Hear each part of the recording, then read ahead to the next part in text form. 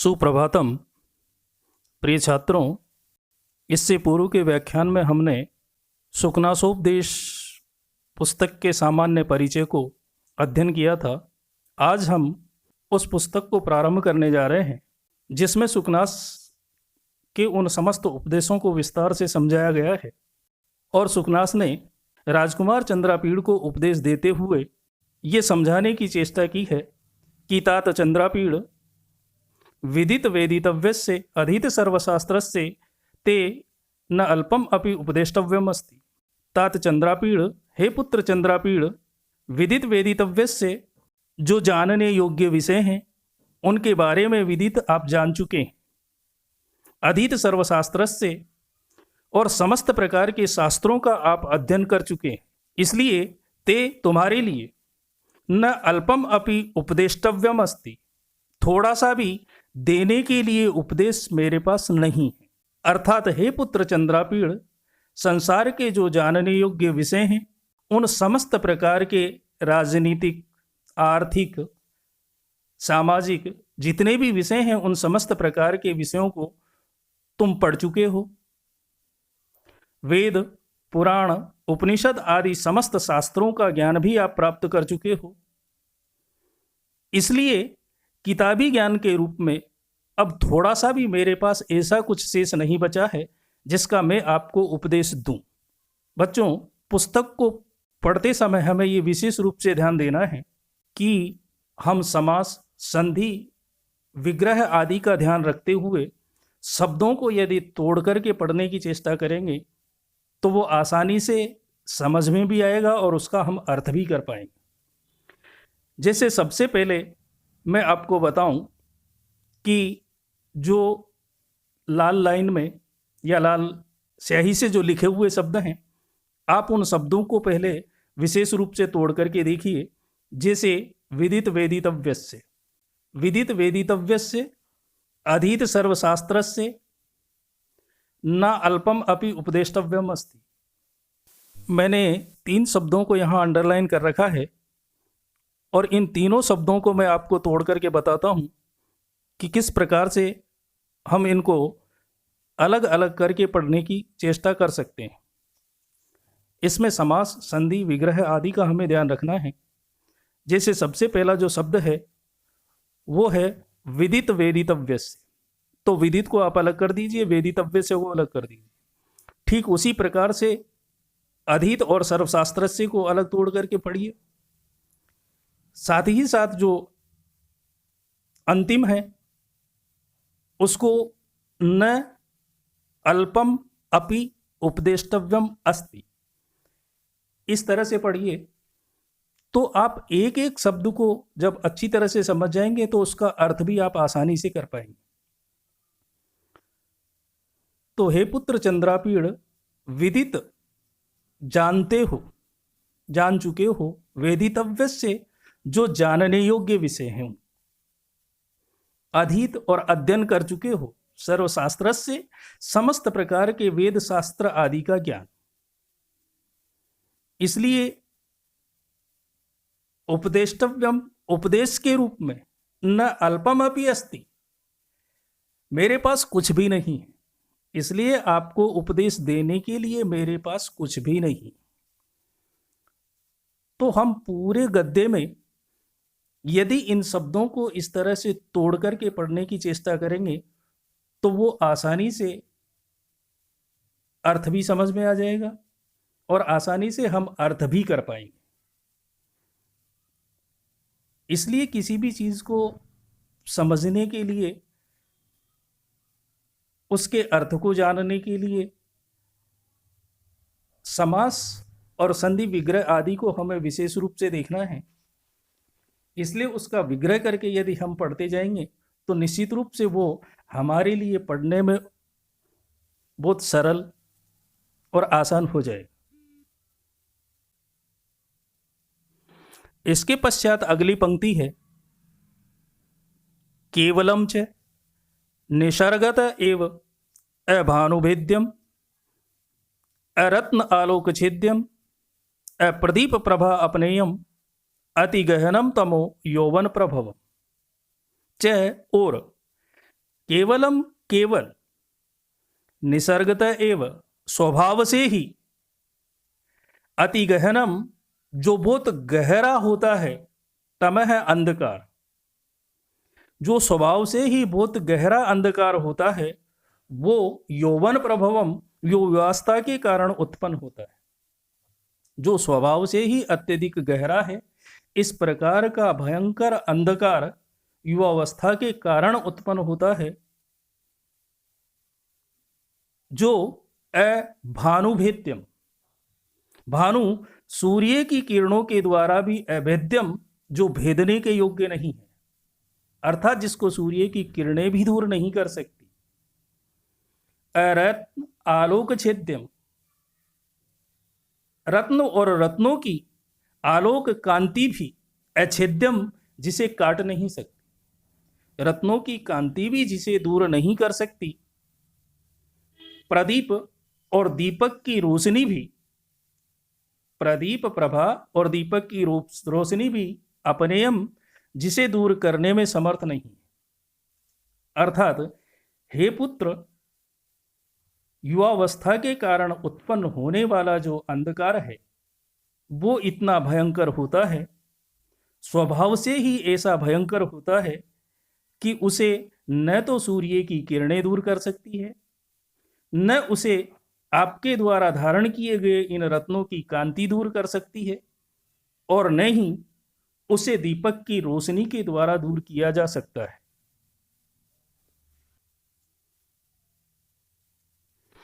और इसके पश्चात वो कहते हैं कि अपरिणाम उपशम है दारुणो लक्ष्मी मद है। लक्ष्मी मद है लक्ष्मी का जो अहंकार होता है, अर्थात धन का जो अहंकार होता है, दारुण है, वो इतना भयंकर होता है कि अपरिणाम है, जब तक परिणाम नहीं दे देता, न उपशम है, तब तक वो शांत नहीं होता। अर्थात वो परिणाम को देने के बाद ही शांत होता है। तो लक्ष्मी का जो अहंकार होता है, जो घमंड होता है, वो इतना भयंकर होता है, इतना तीव्र होता है कि वो व्यक्ति को जब तक परिणाम उसके सामने नहीं रख देता, तब तक वो शांत नहीं होता। फिर कहते हैं कि कष्टम अंजनवर्ती साध्यम अपरम ऐश्वर्य तिमिर अंधत्वम। ऐश्वर्य तिमिर अंधत्वम, ऐश्वर्य की प्राप्ति से अंधत्वम जो अंधेपन का रोग उत्पन्न होता है। ऐश्वर्य प्राप्ति के कारण जो व्यक्ति में रतौंधी का रोग उत्पन्न होता है, वो कष्टम, वो बहुत कष्टकारी होता है। और अंजन वर्ती साध्य, अंजन प्रति यदि नित्य प्रति हम आंखों में सुरमा आदि भी डालें, काजल आदि की शलाकाओं से भी अपने नेत्रों को शुद्ध करने की चेष्टा करें, तो भी असाध्यम वो उससे दूर नहीं हो सकता। यानी ऐश्वर्य प्राप्ति के कारण ऐसा रतौंधी का रोग उत्पन्न हो जाता है जो नित्य प्रति काजल आदि सुरमा आदि का उपयोग करने के बावजूद भी दूर नहीं किया जा सकता।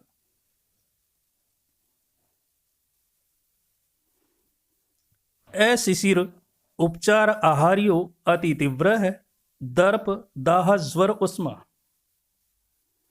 दर्प दाह ज्वर उष्मा, दर्प यानी अहंकार के अर्थात घमंड के कारण जो उत्पन्न होने वाली उष्मा, जो गर्मी है, वो ज्वर, वो बुखार की तरह होती है और इतनी तीव्र होती है कि अशिशिर शीतल औषधियों का उपचार अर्थात चंदन खसखस आदि का लेप भी यदि व्यक्ति अपने शरीर पर लगाए तो भी उपचार आहार्य है, उसका उपचार किया जाना संभव नहीं। अर्थात हे पुत्र चंद्रापीड़, जो अहंकार की गर्मी, संपत्ति के उस गर्व से उत्पन्न होने वाली जो गर्मी है, अर्थात जो तेज बुखार है, उस बुखार की उष्णता इतनी तीव्र होती है कि व्यक्ति नित्य प्रति अपने शरीर पर चंदन खसखस आदि का लेप लगाए तो भी उसे दूर नहीं किया जा सकता। सततम अमल मंत्र सम्य विषमो विषय विष आस्वादमो है। विषय विष आस्वाद मोह है। विषय सांसारिक भोगों के विष से आस्वादन करने के कारण, सांसारिक भोगों के विष का आस्वादन करने के कारण व्यक्ति में मोह ऐसी भयंकर मूर्छा उत्पन्न हो जाती है कि सततम निरंतर रूप से मूल मंत्र साम्य है। यदि मूल मंत्रों के द्वारा या औषधियों के द्वारा भी साम्य उसको शांत करने का या उपचार करने का प्रयास व्यक्ति करे तो भी वो दूर नहीं हो पाता। क्यों? क्योंकि विषमय है, वो बिल्कुल विपरीत आचरण करता है, यानी वो औषधियां उसके किसी काम की नहीं होती। तो सांसारिक विषयों के आस्वादन से जो उत्पन्न होने वाला विषरूपी आसक्ति, भोग आदि के विष को पीने से ऐसी मूर्छा पैदा होती है जो इतनी विषम और इतनी भयंकर होती है कि निरंतर रूप से यदि व्यक्ति मंत्र आदि का, विष को उतारने के मंत्र आदि का या विभिन्न प्रकार की औषधियों के माध्यम से उपचार करने का प्रयत्न करे तो भी वो मूर्छा टूटती नहीं। नित्यम स्नान सोच बाध्य है, बलवान रागम आलेप। नित्यम और नित्य प्रति अर्थात रोजाना स्नान सोच बाध्यम, स्नान और शुद्ध किए जाने के उपायों के द्वारा भी जो बाध्य है, जो हटने के योग्य नहीं है, ऐसा बलवान है, ऐसा भयंकर होता है, अर्थात इतना बलवान होता है।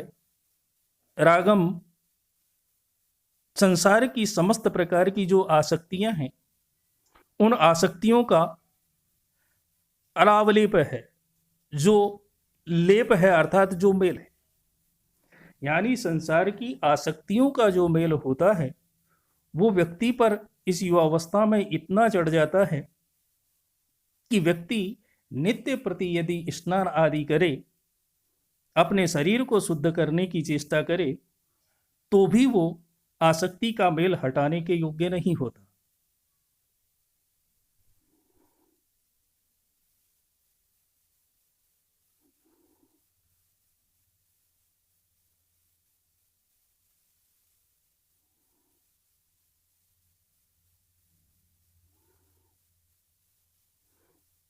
अजस्रम क्षपा अवसान प्रबोधा घोराच राज्य सुख सन्निपात निद्रा भवति इति एतः अजस्रम क्षपा अवसान प्रबोधा घोराच राज्य सुख सन्निपात निद्रा भवति इति एतः विस्तारेण अभिधीयते। अजस्र और निरंतर रूप से उत्पन्न होने वाली घोरा निद्रा, जो भयंकर नींद होती है, और वो कैसे प्राप्त होती है? राज्य सुख सन्निपात है, राज्य के सुखों से उत्पन्न होने वाले सन्निपात है, भयंकर सन्निपात के कारण, यानी राज्य के उपभोग से उत्पन्न होने वाला जो आनंद है, उस आनंद के कारण जो व्यक्ति को गहरी नींद आती है वो इतनी भयंकर होती है कि क्षपा अवसान, रात्रि का अवसान हो जाने के बावजूद भी, अर्थात रात समाप्त हो जाने के बावजूद भी अप्रबोधा व्यक्ति जाग नहीं पाता। अर्थात हे पुत्र, राज्य के उपभोग से या उसके आनंद से उत्पन्न होने वाली जो नींद है वो इतनी भयंकर होती है कि इसी कारण से व्यक्ति रात्रि बीत जाने के बाद भी, रात समाप्त हो जाने के बाद भी जाग नहीं पाता।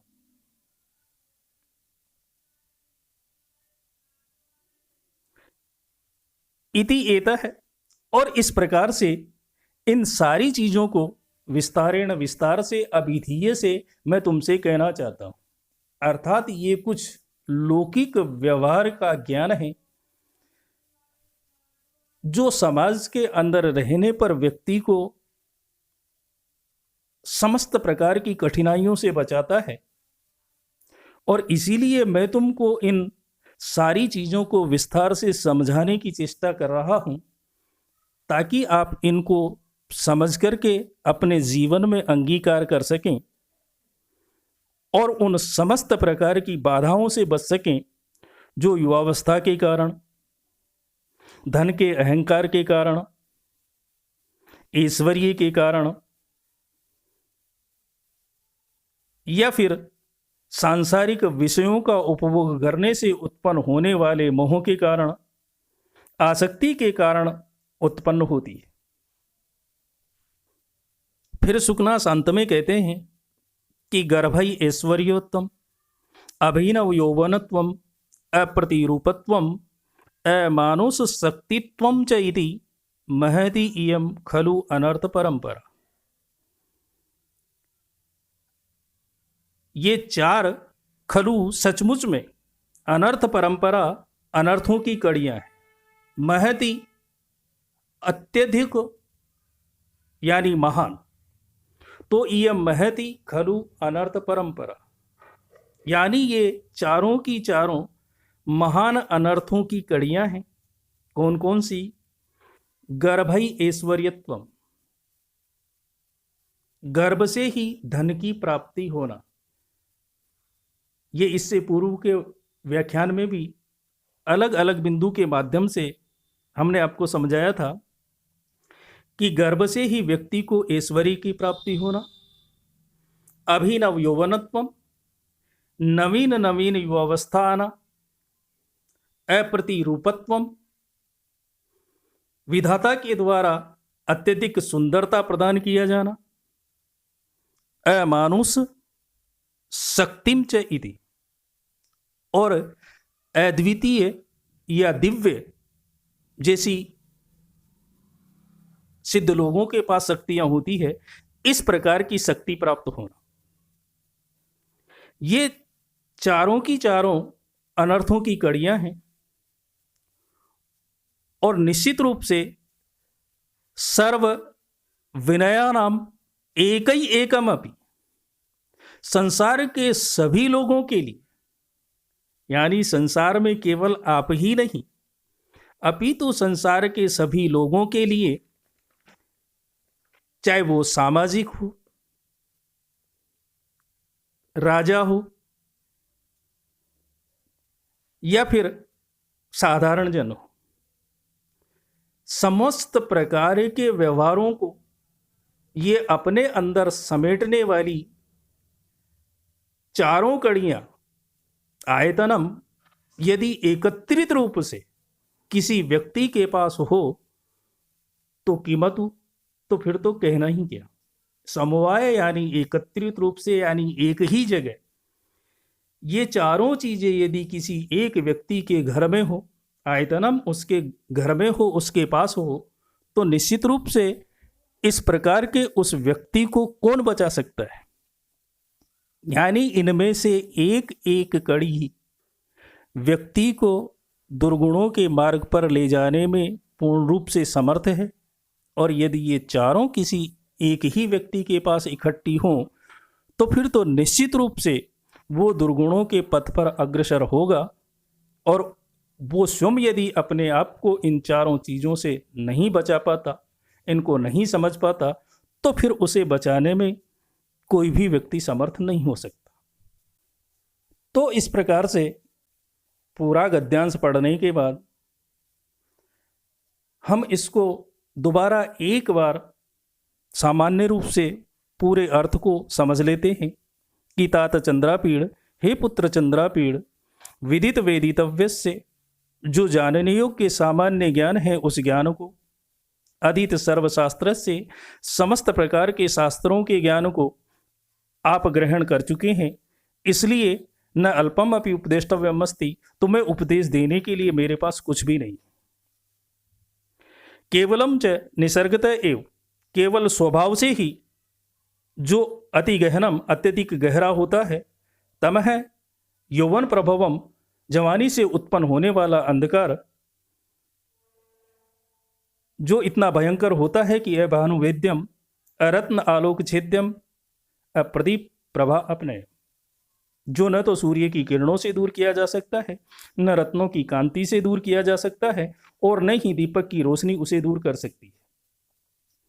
लक्ष्मी मदा है, और लक्ष्मी का जो घमंड होता है वो इतना भयंकर होता है कि जब तक वो परिणाम को सामने ला करके नहीं रख देता तब तक वो शांत नहीं होता।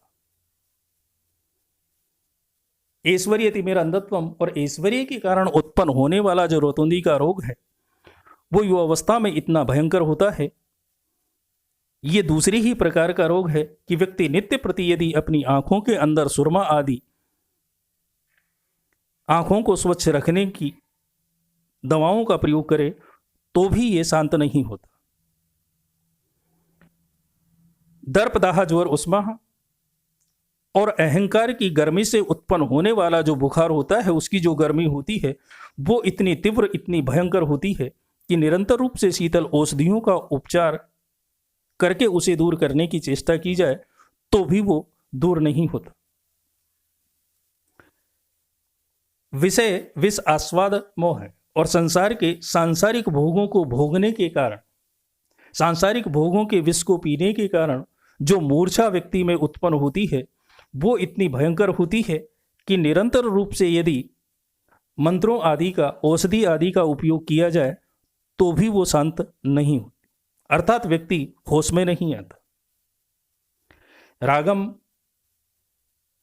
अवलेप है, आसक्ति का जो मेल होता है वो इतना भयंकर, इतना बलवान होता है कि नित्य प्रति यदि व्यक्ति अपने आप को सुंदर सुंदर साबुन आदि से या संसार की विभिन्न सुंदर वस्तुओं से पवित्र करके अपने शरीर को शुद्ध करने की चेष्टा करे तो भी वो आसक्ति के मेल को दूर नहीं कर पाता। और एक राजा को जब राज्य प्राप्त होता है तो उस राज्य के सुखों से उत्पन्न होने वाली, जो उसके आनंद से उत्पन्न होने वाली नींद है वो इतनी भयंकर होती है, वो ऐसे सन्निपात की तरह है, ऐसे वज्र की तरह है, उस पर गिरती है कि व्यक्ति ऐसी गहरी नींद में चला जाता है कि रात्रि के समाप्त हो जाने के बाद भी उसकी नींद नहीं खुलती।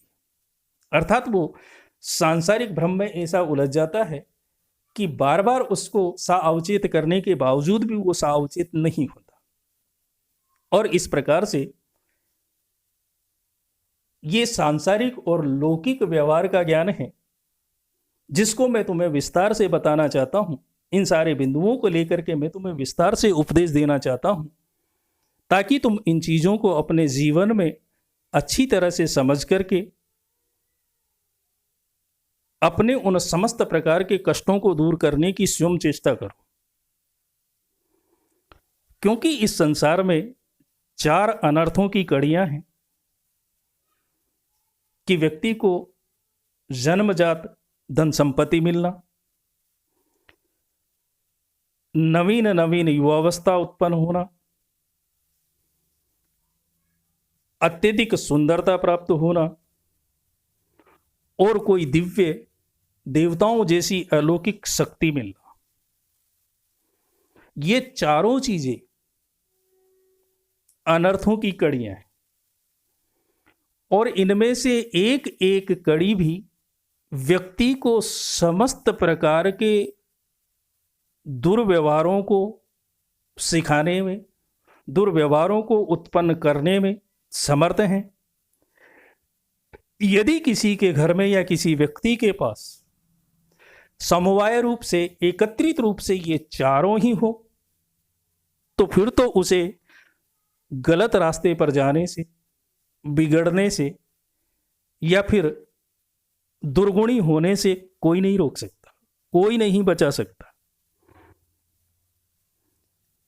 इसी चीज को समझाने की सुखनास ने चेष्टा की है कि हे राजन, हे पुत्र चंद्रापीड़, इन समस्त चीजों को आप अपने व्यावहारिक जीवन में समझने की चेष्टा करना ताकि इन सारी चीजों के व्यू में आप नहीं फंसें। और ये ऐसा व्यावहारिक ज्ञान है, मेरे अनुभव के आधार पर भी मैं आपको बता रहा हूं किन सारी चीज़ों को अभी तक आपने देखा ही नहीं। आपने केवल किताबों का ज्ञान प्राप्त किया है और व्यावहारिक ज्ञान अभी तक आप ग्रहण नहीं कर पाए हैं, क्योंकि व्यावहारिक ज्ञान व्यक्ति तभी ग्रहण करता है जब वो व्यवहार में उस ज्ञान को अपनाता है। इसलिए आप केवल पढ़े ही पढ़े हो, गुने नहीं हो। गुनने का तात्पर्य कि उस ज्ञान को अभी आपने अपने आचरण में नहीं उतारा है, और अपने आचरण में उतारने से व्यक्ति उन समस्त प्रकार की कठिनाइयों को इस प्रकार के ज्ञान से दूर कर सकता है।